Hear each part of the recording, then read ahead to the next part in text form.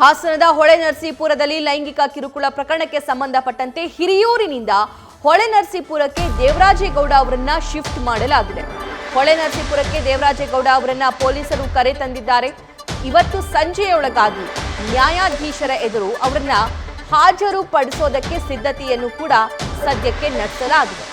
1 ತಿಂಗಳ ಹಿಂದೆ ದಾಖಲಾಗಿದ್ದಂತಹ ಕೇಸ್ಗೆ ಸಂಬಂಧಪಟ್ಟಂತೆ ನಿನ್ನೆ ಇವರನ್ನ ಅರೆಸ್ಟ್ ಮಾಡಲಾಗಿದೆ.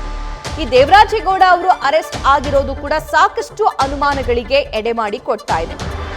ಈ ಹೊಳೆನರಸೀಪುರದಲ್ಲಿ ದೇವರಾಜೇಗೌಡ ಅವರಿಂದ ದಾಖಲಾಗಿರುವಂತಹ ಕೇಸ್ಗೆ ಕೌಂಟರ್ ಕೇಸ್ ಆಗಿ ಇವರೊಂದು ಕೌಂಟರ್ ಕಂಪ್ಲೇಂಟ್ ಆಗಿ ಮತ್ತೊಂದು ಕಂಪ್ಲೇಂಟ್ ಅನ್ನು ಕೂಡ ಇವರು ದಾಖಲು ಮಾಡಿರ್ತಾರೆ ಹೆಬ್ಬಾಳ ಪೊಲೀಸ್ ಸ್ಟೇಷನ್ ಅಲ್ಲಿ.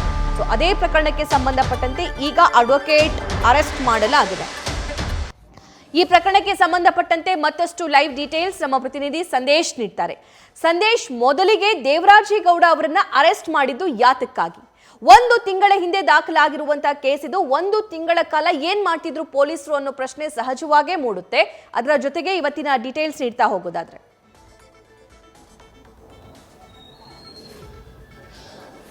ಸಭಾ ಪ್ರಮುಖವಾಗಿ ಈಗಾಗಲೇ ಈ ಹಿಂದೆ ಏನು ಲೈಂಗಿಕ ದೌರ್ಜನ್ಯ ಪ್ರಕರಣ ದಾಖಲಾಗಿತ್ತು ಎಲ್ಲವೂ ಕೂಡ ಬೇಲಬಲ್ ಸೆಕ್ಷನ್ಸ್ ಗಳಾಗಿತ್ತು. ಅಂದ್ರೆ 354A ಹಾಗೆ ಸಿ ಏನ್ ದಾಖಲು ಮಾಡಿದ್ರು ಅವೆಲ್ಲವೂ ಕೂಡ ಬೇಲಬಲ್ ಸೆಕ್ಷನ್ಸ್ ಆಗಿತ್ತು. ಎಲ್ಲವಕ್ಕೂ ಕೂಡ 7 ವರ್ಷಕ್ಕಿಂತ ಶಿಕ್ಷೆ ಪ್ರಮಾಣ ಕಡಿಮೆ ಇತ್ತು. ಈ ಕಾರಣಕ್ಕಾಗಿ ಅವರನ್ನ ಬಂಧನ ಮಾಡಿರ್ಲಿಲ್ಲ. ಯಾಕಂದ್ರೆ ಇಲ್ಲಿ ತನಿಖಾಧಿಕಾರಿಯ ವಿವೇಚನೆಗೆ ಬಿಟ್ಟಂತ ವಿಚಾರಗಳಾಗ್ತಾ ಹೋಗ್ತವೆ ಈ ರೀತಿಯ ಸೆಕ್ಷನ್ಸ್ ಗಳನ್ನ ಹಾಕಿದಾಗ. ಆದ್ರೆ ಸ್ಟೇಟ್ಮೆಂಟ್ ಸಂದರ್ಭದಲ್ಲಿ ಅಂದ್ರೆ ಸಂತ್ರಸ್ತ ಮಹಿಳೆ ಹೇಳಿಕೆ ಕೊಡುವಂತ ಸಂದರ್ಭದಲ್ಲಿ ಏನೆಲ್ಲ ಎವಿಡೆನ್ಸ್ ಗಳನ್ನ ಕೊಡ್ತಾರೆ, ಜೊತೆಗೆ ಬೇರೆ ಬೇರೆ ದೌರ್ಜನ್ಯಗಳು ಏನಾಗಿದೆ ಅಂತ ಹೇಳ್ತಾಳೆ, ಅದರ ಆಧಾರದ ಮೇಲೆ ಮುಂದಿನ ಹಂತದಲ್ಲಿ ಆ ಒಂದು ಅರೆಸ್ಟ್ ಪ್ರೊಸೆಸ್ ಅನ್ನ ಮಾಡ್ಕೊಳ್ತಾರೆ. ಆದರೆ ಆ ಪ್ರಕರಣದಲ್ಲಿ ಏಪ್ರಿಲ್ 1ನೇ ತಾರೀಕು ದಾಖಲಾಗಿದ್ದಂತಹ ಪ್ರಕರಣದಲ್ಲಿ ಸಂತ್ರಸ್ತ ಮಹಿಳೆ ಅತ್ಯಾಚಾರವಾಗಿದೆ ಅನ್ನೋ ಒಂದು ಆರೋಪವನ್ನ ಮಾಡಿದ್ದಾರೆ. ಹಾಗಾಗಿ ಈಗ 376 ನ ಅಡಿಯಲ್ಲಿ ಈಗ ಕೇಸನ್ನ ದಾಖಲು ಮಾಡಿಕೊಂಡಿದ್ದಾರೆ. ಜೊತೆಗೆ ಆಕೆಯ ಒಂದು ಸ್ಟೇಟ್ಮೆಂಟ್ ಅನ್ನು ಕೂಡ ಈಗಾಗಲೇ ದಾಖಲು ಮಾಡಿಕೊಂಡು ಆಕೆಯ ಮೆಡಿಕಲ್ ಚೆಕಪ್ ಅನ್ನ ಕೂಡ ಮಾಡಿಸಿದ್ದಾರೆ. ಅಂದ್ರೆ ಇಲ್ಲಿ ಪ್ರಮುಖವಾಗಿರುವಂತಹ ವಿಚಾರ ಅಂದ್ರೆ ಯಾವಾಗ ಸಂತ್ರಸ್ತ ಮಹಿಳೆ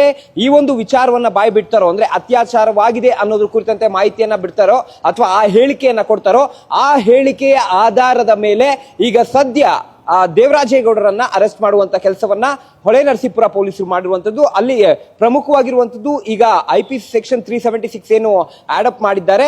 ಈ ಒಂದು ಸೆಕ್ಷನ್ಸ್ಗೆ ಸಂಬಂಧಪಟ್ಟಂತೆ ಯಾವುದೇ ರೀತಿಯ ಏನು ಇದು ನಾನ್ ಬೈಲಬಲ್ ಸೆಕ್ಷನ್ ಆಗಿರೋದ್ರಿಂದ ಈಗ ಅರೆಸ್ಟ್ ಮಾಡುವಂತ ಕೆಲಸವನ್ನ ಮಾಡಿದ್ದಾರೆ. ನಿನ್ನೆ ರಾತ್ರಿ ಗುಯ್ಲಾಲು ಟೋಲ್ ಬಳಿ, ಹಿರಿಯೂರಿನ ಗುಯ್ಲಾಲು ಟೋಲ್ ಬಳಿ ಅವರನ್ನ ವಶಕ್ಕೆ ಪಡೆದುಕೊಂಡು ಅದಾದ ನಂತರ ಹೊಳೆನರಸೀಪುರ ನಗರ ಪೊಲೀಸರು ಅವರನ್ನ ವಶಕ್ಕೆ ಪಡೆದುಕೊಂಡು ನೇರವಾಗಿ ಹೊಳೆನರಸೀಪುರದ ಈ ಒಂದು ಗ್ರಾಮಾಂತರ ಪೊಲೀಸ್ ಠಾಣೆ ಏನಿದೆ ಇಲ್ಲಿಗೆ ಕರೆದುಕೊಂಡು ಬಂದು ಈಗಾಗಲೇ ಇರಿಸಲಾಗಿದೆ. ಈಗ ಸದ್ಯ ರಾತ್ರಿ ಸುಮಾರು ಬೆಳಗಿನ ಜಾವ 6 ಗಂಟೆ ಸುಮಾರಿಗೆ ಅವರು ಆಗಮಿಸಿರೋದ್ರಿಂದ ಇನ್ನೂ ಕೂಡ ನಿದ್ರೆಯಲ್ಲಿದ್ದಾರೆ ದೇವರಾಜೇಗೌಡರು ಅನ್ನೋ ಮಾಹಿತಿ ಲಭ್ಯವಾಗ್ತಾ ಇದೆ.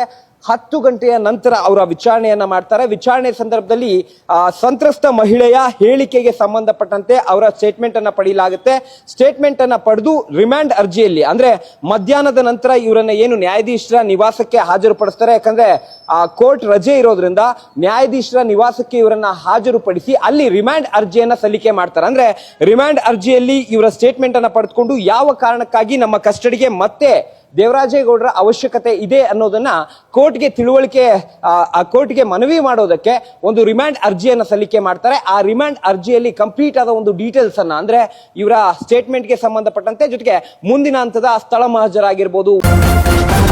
ನ್ಯೂಸ್ ಫಸ್ಟ್ ನಿರ್ಭೀತಿಯಿಂದ ನಿಮ್ಮ ಪರವಾಗಿ.